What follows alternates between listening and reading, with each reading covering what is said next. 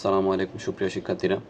আজকে আমরা যে টপিকটা নিয়ে আলোচনা করব ইনশাল্লাহ, তা হচ্ছে যে আমাদের কেমিস্ট্রি বইয়ের মৌলের ধারণা ও রাসায়নিক গণনা এই চ্যাপ্টারের উপর। তো এই চ্যাপ্টারের শুরুতে আমরা যে জিনিসটা দেখতে পাই তা হচ্ছে যে মূল সম্পর্কিত আলোচনা। তো এই জায়গা থেকে আমাদের ফার্স্ট অফ অল হচ্ছে মূল জিনিসটা কি তা বোঝা লাগবে। হ্যাঁ, তো আমরা মনে করো বিভিন্ন জিনিস লিখতে পারি এখানে। যেমন কেউ যদি বলে হ্যাঁ আমি 1 কেজি চাল কিনছি, কেউ যদি বলে 1 কেজি চাল কিনছি, বা 5 লিটার আমি তেল কিনছি, হ্যাঁ এই টাইপের যদি বলে। এখানে দেখো, এখানে হচ্ছে যে এই যে কেজি বলি বা লিটার বলি, হ্যাঁ যেগুলো লিখছি না এগুলো হচ্ছে কি, এগুলো হচ্ছে একক। এগুলো কি ইউজ করছি আমরা, এগুলো হচ্ছে প্রত্যেকটা হচ্ছে একক একক, বুঝছি। তো এরকম আমরা আরও অনেক একক শিখছি আমাদের ফিজিক্সে, মিটার পার সেকেন্ড, হ্যাঁ এটা হচ্ছে ব্যাগের একক, এরপর হচ্ছে মিটার এমএস ইনভার্স টু, হ্যাঁ তো এটা হচ্ছে ত্বরণের একক, বা কেজি বলতে পারি যা হচ্ছে ভরের একক। হ্যাঁ, তো এটা অনেক একক শিখছি। তো সেম ভাবে হচ্ছে মূল হচ্ছে যে রাসায়নিক পদার্থ পরিমাপের একক। মূল হচ্ছে যে রাসায়নিক পদার্থ পরিমাপের একক। এখন দেখো, আমি খুব সহজে হচ্ছে যে মূল জিনিসটা কি তা বোঝানোর চেষ্টা করবো ইনশাল্লাহ। এর আগে আরেকটা জিনিস আমাদের ক্লিয়ার করতে হবে, তা হচ্ছে অ্যাভোগাড্রো নাম্বার জিনিসটা, অ্যাভোগাড্রো সংখ্যা। এই মানটা আমাদের মনে রাখতে হবে। এটা হচ্ছে 6.023 ইন্টু 10⁻23। হ্যাঁ, এই যে এই সংখ্যাটা একটু মাথায় রাখতে হবে আমাদের, কারণ এটা আমাদের এই যে মূল জিনিসটা কি তা ব্যাখ্যা করতে গেলে এই সংখ্যাটা অবশ্যই লাগবে। এখন দেখো,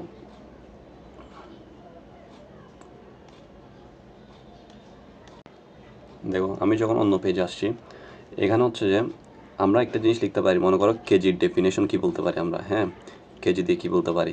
মনে করো বলতেছি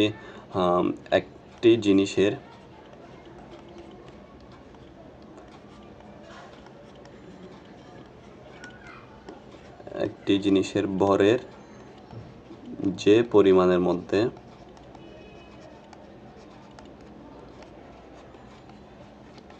যে পরিমাণের মধ্যে 1000 গ্রাম 1000 গ্রাম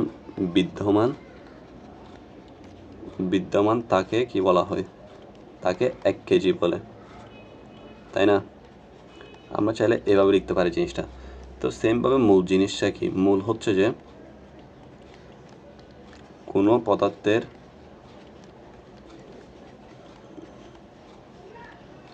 পদার্থের যে পরিমাণের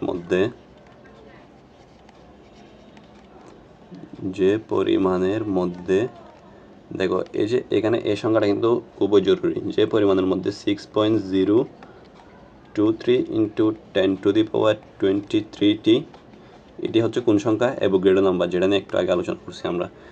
23টি পরমাণু, অণু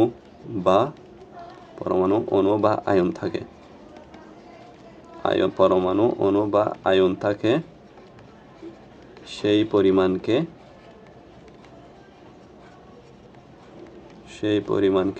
ওই পদার্থের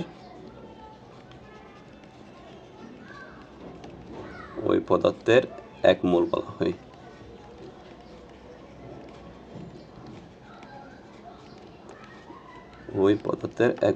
হয়।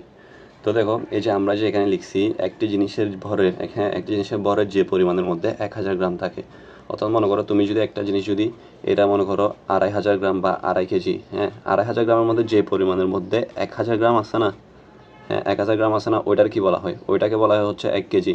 তো এখানে 2500 গ্রাম আছে, তার মানে এটা কত কেজি হতে পারে, এটা হচ্ছে 2.5 কেজি বা 2.5 কেজি। হ্যাঁ, এটা হচ্ছে 2.5 কেজি, তাই না জিনিসটা? তো সেমভাবে দেখো, মনে করো কোনো একটা পদার্থের যে পরিমাণের মধ্যে এই যে এই সংখ্যাটা 6.023 ইন্টু 10⁻23, 6.023 ইন্টু 10⁻23টি পরমাণু বা আয়ন আছে, সেই পরিমাণকে ওই পদার্থের এক মোল বলা হয়। সো মোলের ডেফিনেশনটা হচ্ছে এটাই। আজকে আমাদের ক্লাস এতটুকু। আমরা মূল সম্পর্কিত আলোচনা করলাম। নেক্সট ক্লাসে আমরা পরবর্তী টপিক নিয়ে আলোচনা করবো ইনশাল্লাহ। আসসালামু আলাইকুম।